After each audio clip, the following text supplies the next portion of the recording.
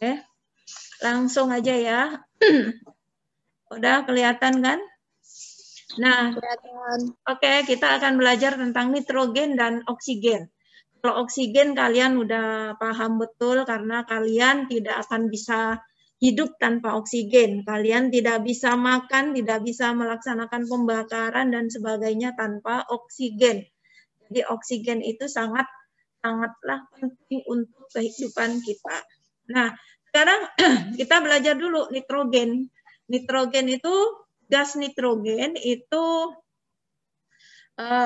rumusnya itu N2 ya.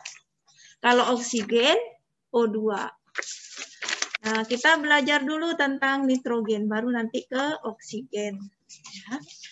Nitrogen itu di alam ada dalam bentuk N2 yang ada di atmosfer ya.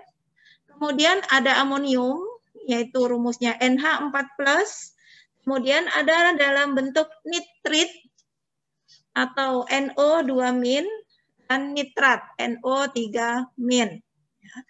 Nitrogen terdapat bebas di udara dengan kadar 78%, artinya kemurniannya sekian ya.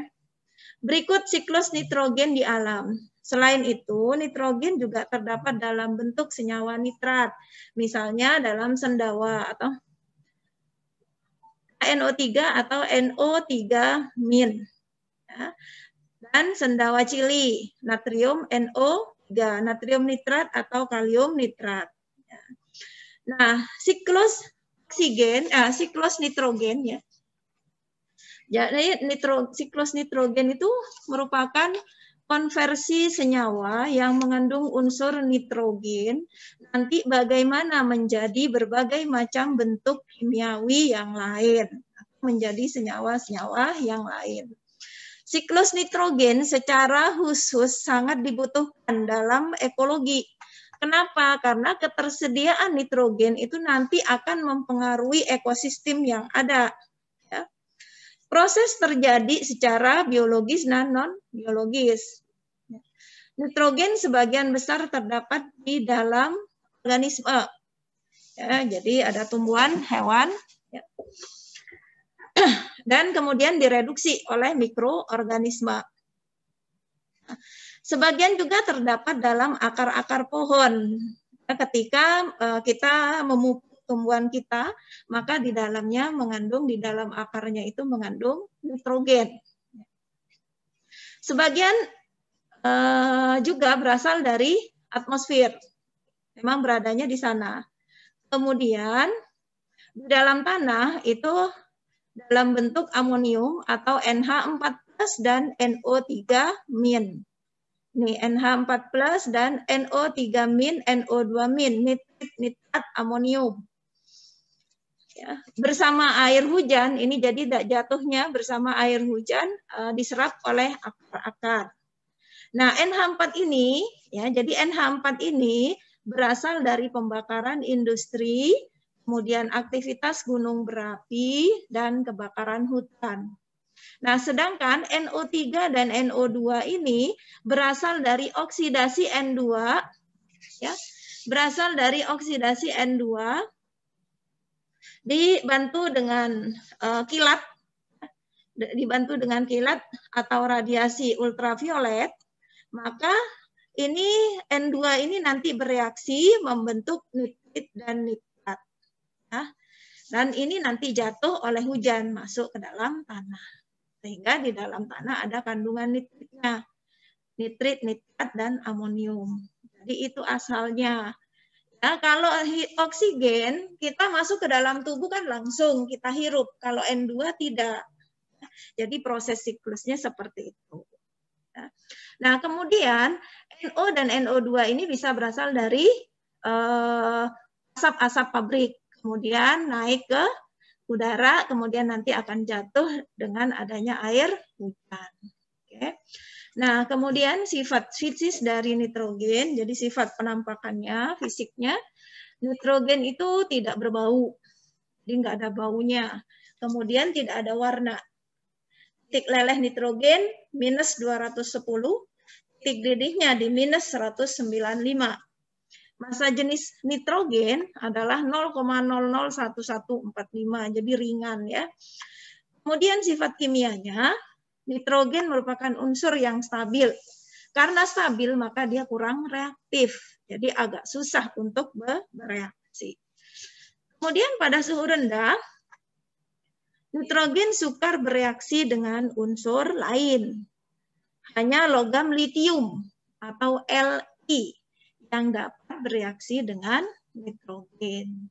Sedangkan pada suhu tinggi dapat bereaksi dengan beberapa logam alkali dan alkali tanah. Pada suhu tinggi dapat bereaksi dengan unsur non-logam.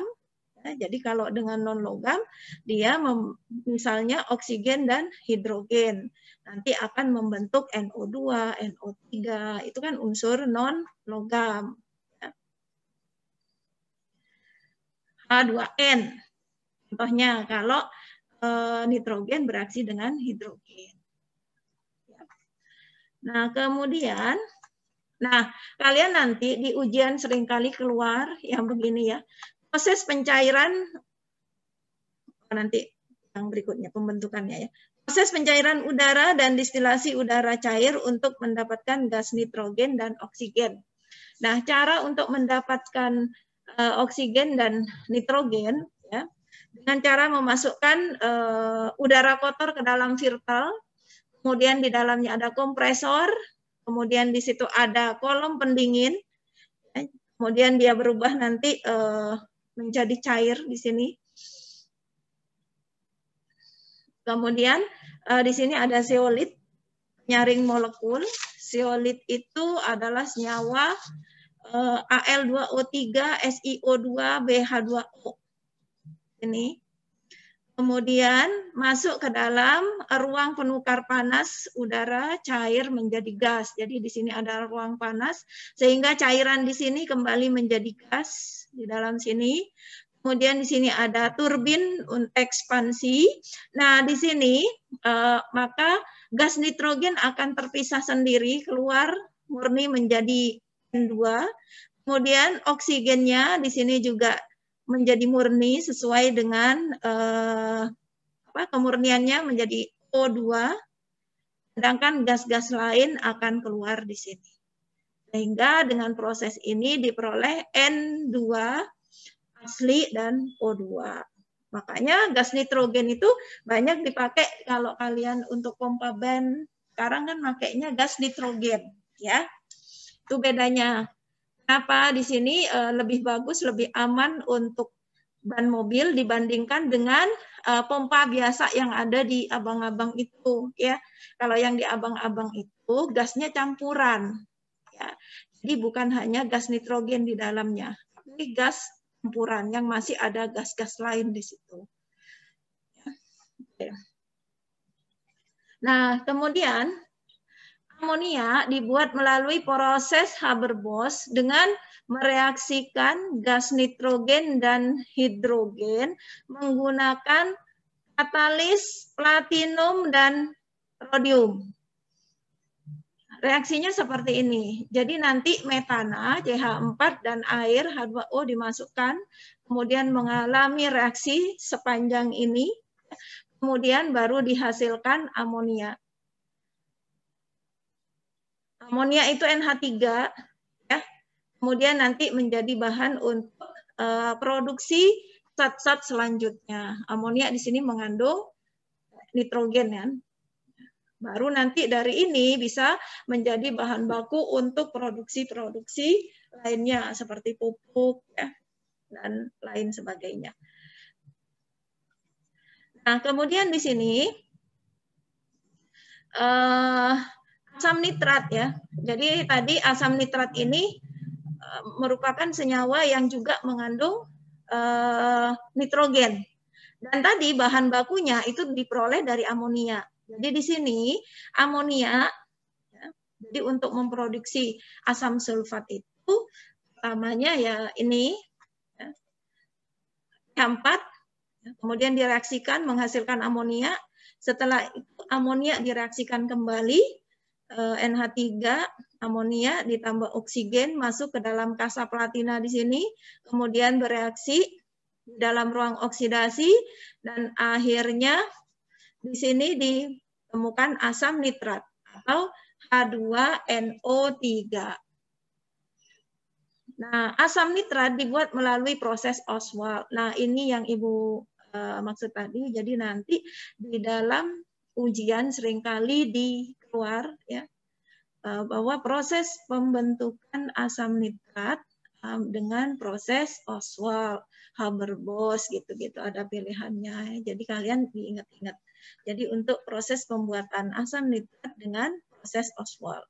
Bahan baku pada proses Ostwald adalah amonia yang dibakar dengan oksigen untuk menghasilkan gas NO.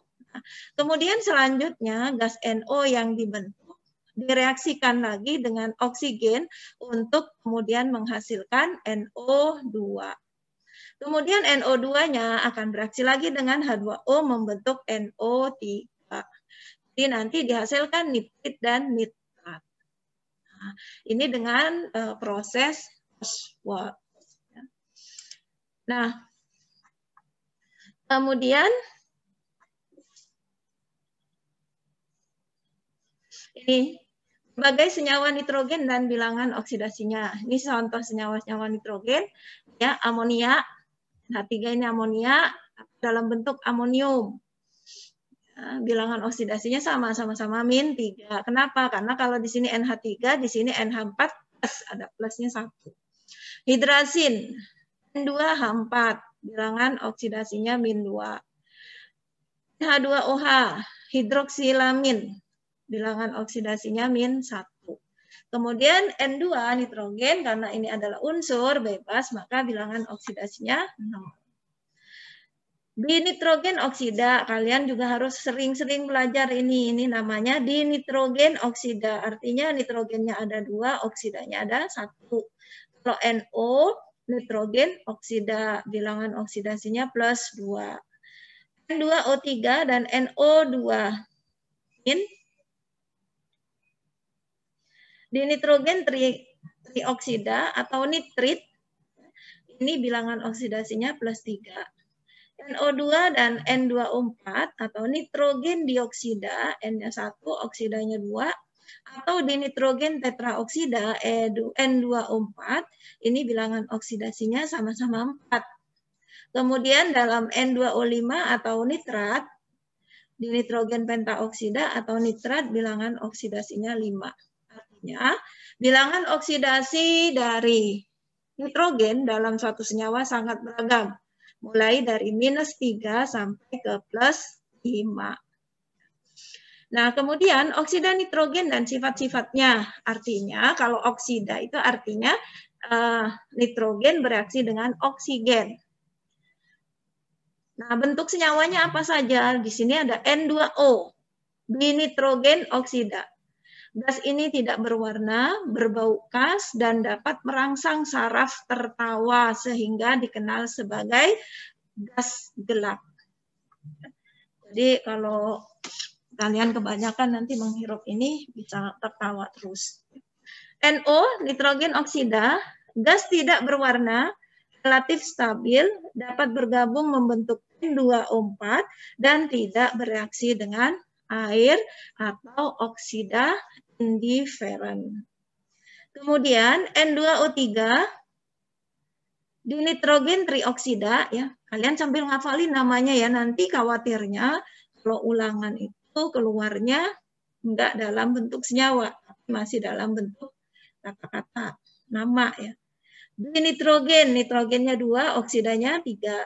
Cairan biru yang stabil pada suhu rendah, pada suhu tinggi terurai menjadi NO dan NO2. Cairan ini sangat beracun dan larut dalam air membentuk HNO2. Kemudian nitrogen dioksida, ini gas kuning coklat, jadi ada warnanya ya, ini ada warna, ini ada warna. Larut dalam air membentuk HNO2 dan HNO3, serta sangat beracun juga. Kemudian dinitrogen tetraoksida, gas tidak berwarna, sangat beracun. Nah ini lebih berbahaya karena tidak ada warnanya, tapi beracun. Kemudian bersifat korosif, jadi merusak logam-logam. Mudah terurai membentuk NO2, bereaksi dengan air membentuk NO2 dan HNO3.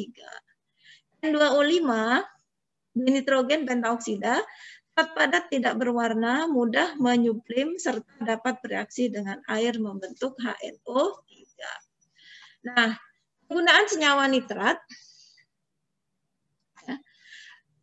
H4NO3, natrium nitrat, kalsium nitrat, kalium nitrat, kobalt nitrat, itu berguna untuk pupuk. Kemudian kalsium nitrat 2 kali merah, barium nitrat 2 kali hijau, strontium nitrat berwarna merah ungu, natrium nitrat berwarna kuning, kalium nitrat berwarna ungu. Nah, ini kegunaannya untuk petasan dan kembang api. Ini Raima baru masuk. Kemudian NH4NO3, natrium nitrat, kalium nitrat, kalsium nitrat, TNT, ini untuk bahan peledak mesium. Kemudian natrium nitrat, KNO3 juga berfungsi sebagai bahan bakar roket, karena mudah meledak ini ya. NO3, NaNO3, ini sangat-sangat eksplosif, ini juga bisa buat pupuk juga. Kemudian kobalt nitrat, kemudian perak nitrat, ini untuk pewarna rambut. Kemudian yang terakhir PbNO3 2 kali, timbal nitrat, tembaga nitrat, seng nitrat, ini untuk cat. Jadi banyak sekali kegunaan dari senyawa-senyawa nitrogen. Nah, sekarang selanjutnya satu lagi ya, kita setelah belajar nitrogen, kita lanjut ke oksigen. Nah, oksigen merupakan unsur utama penyusun kerak bumi. Sebanyak 46% dalam bentuk senyawa, berarti lainnya berbentuk unsur bebas. Ya. Oksigen juga terdapat di udara dengan kadar 20% sebagai O2. Sebanyak 90% massa air laut adalah oksigen dalam bentuk senyawa H2O. Jadi ininya ya. Sifat fisis oksigen, oksigen merupakan gas tidak berwarna dan tidak berbau juga. Sama seperti nitrogen. Nah, oksigen mempunyai titik didih min 182. Kemudian oksigen memiliki titik leleh min 218,79 derajat Celcius. Jadi nitrogen, oksigen, titik leleh, titik didihnya sama-sama minus ya, karena dia berbentuk gas. Kemudian sifat kimia oksigen, oksigen merupakan unsur yang reaktif. Artinya mudah bereaksi. Dibandingkan dengan nitrogen lebih mudah ini. Dalam keadaan bebas, unsur ini terdapat dalam 2 bentuk molekul, yaitu molekul oksigen diatomik. Jadi dia selalu berdua. Nah, kemudian oksigen itu diproduksi dalam 2 cara. Yang pertama, dengan destilasi udara cair bersamaan dengan ekstraksi nitrogen dan dengan cara elektrolisis larutan KUH atau NaOH 20–25%. Yang pertama tadi diekstraksi dengan nitrogen tadi yang udara kotor masuk ke dalam, kemudian ada kompresor dan seterusnya, nanti keluar oksigen dan nitrogen, kemudian gas-gas lain. Itu yang pertama. Yang kedua, oksigen diperoleh melalui sel elektrolisis disusun oleh katode dari baja dan anode dari baja nikel. Watt arus listrik yang digunakan antara 2 sampai 2,5 volt. Antara ruang anode dan katode dipisahkan dengan diafragma yang terbuat dari asbes untuk mencegah gas oksigen dan hidrogen yang terbentuk tidak bereaksi kembali. Ini nanti reaksinya. Ya. Di anodanya ini 4H menjadi 2H2, di katodanya ini terjadi reduksi, di sini terjadi oksidasi. Dari 2O2- menjadi O2. Nah, kemudian oksigen dapat bersenyawa dengan hampir semua unsur logam dan non-logam membentuk senyawa oksida. Jadi nanti oksigen itu ada oksida logam, ada oksida non-logam. Ingat unsur logam itu golongan 1, golongan 2, dan separuh golongan 3. Nah, di luar itu adalah unsur-unsur non-logam. Oksida asam merupakan oksida yang dapat bereaksi dengan air membentuk asam. Umumnya merupakan oksida non-logam. Misalnya SO2 dan Cl2O7. Ini adalah senyawa-senyawa oksigen. Ini bersifat asam ya. Ini bereaksinya dengan golongan non-logam. Kemudian oksida basa itu merupakan oksida yang dapat bereaksi dengan air membentuk basa. Umumnya merupakan oksida logam. Artinya oksigen dengan unsur-unsur yang ada di golongan 1 maupun golongan 2. Nih Na2O, natrium oksida, ini golongan 1, oksigen bereaksi dengan logam. Ini oksigen bereaksi dengan golongan 2. Jadi kalsium oksida. Ini natrium oksida. Nah, ini semuanya bersifat basa. Sedangkan kalau oksigen bereaksi dengan unsur golongan 6, golongan 7, dia bersifat asam. Nah, oksida amfoter, nah amfoter ini berarti nanti bereaksinya dengan unsur golongan 3 sekitar ya.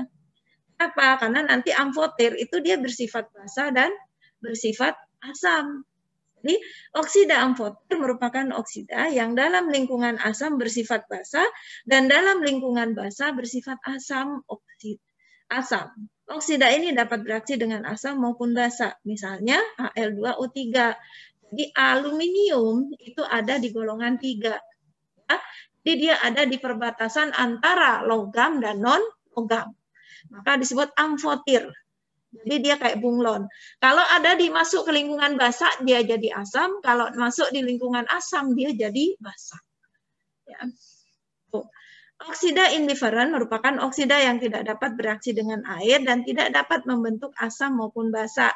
Misalnya CO dan NO. Ini adalah contoh dari senyawa oksigen yang indiferen. Dia nggak basa, nggak asam. Tidak bereaksi dengan air, jadi mandiri. Nah, berikutnya, nih, reaksi berantai perusakan ozon oleh atom klorin dan freon. Kenapa pemerintah atau negara-negara maju bahkan sangat-sangat melarang penggunaan freon untuk pendingin kulkas? Kenapa? Karena bisa merusak ozon. Bagaimana caranya reaksi berantai perusakan ozon itu? Jadi yang pertama, klorin dari CFC atau freon itu berinteraksi dengan O3 membentuk ClO dan O2. Ya. Jadi klorin kalau bertemu dengan ozon, yang harusnya ozon itu adalah pelindung bumi kita, ketemu klorin itu diajak bereaksi oleh klorin. Ya. Sehingga O3 itu pecah jadi O2 dan yang satu diajak bereaksi sama dia. Nih, ClO. Ya. Nah, oksigennya sih nggak apa-apa di sini, ya. Nah, ClO ini nanti 2 molekul ClO, jadi yang dihasilkan dari reaksi klorin dengan ozon itu kan ada ClO ya. Nah, setiap 2 molekul ClO ya, akan membentuk Cl2O2 ini. Cl-nya ada 2, O-nya ada 2. Bentuk ini. Dengan bantuan sinar ultraviolet, maka sinar matahari menyebabkan Cl2O2 terurai menjadi O2 dan atom klorin bebas lagi. Nah, di sini keluarlah atom klorin. Dan ini bersifat beracun, ya. Dan ini muncul O2. Ozonnya kemana? Ozonnya rusak, gitu. Nah, makanya kenapa pemerintah melarang penggunaan atom klorin yang berasal dari freon karena berpotensi ini. Nah, ozon dapat terdapat pada lapisan atmosfer, terutama di stratosfer, itu dengan ketinggian dari bumi itu 15 sampai 24 km dan berperan untuk menyerap sinar ultraviolet dari ruang angkasa.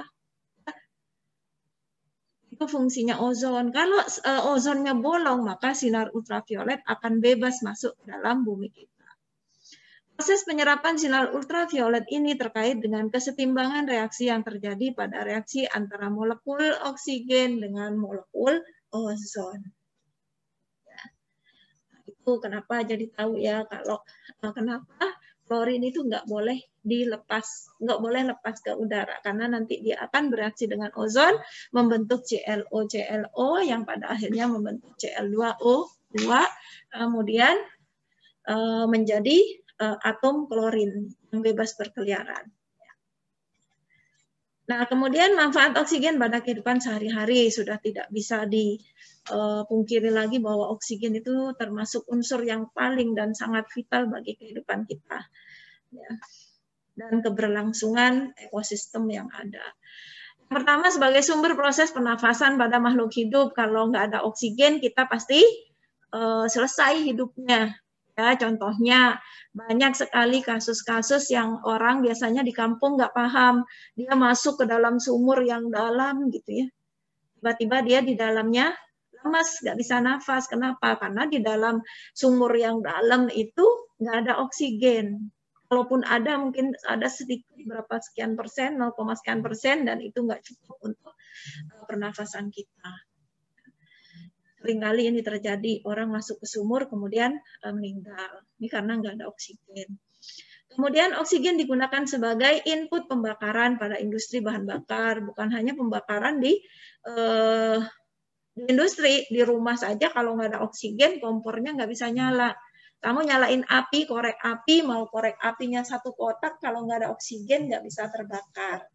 Ya, contohnya korek apinya kamu bawa ke dalam sumur, ya. Kamu hidupin nggak bisa nyala karena nggak ada oksigen. Ya. Kemudian ozon dimanfaatkan sebagai pembunuh kuman pada pengolahan air. Nah, ini salah satu fungsi ozon selain untuk penangkal ultraviolet masuk ke dalam bumi. Ozon digunakan pula sebagai pemutih kain. Jadi ini kegunaan dari ozon. Nah, udah sampai di sini dulu untuk penjelasan tentang nitrogen dan oksigen dari ibu. Sampai di sini kita bicara. Oke. Nah, untuk selanjutnya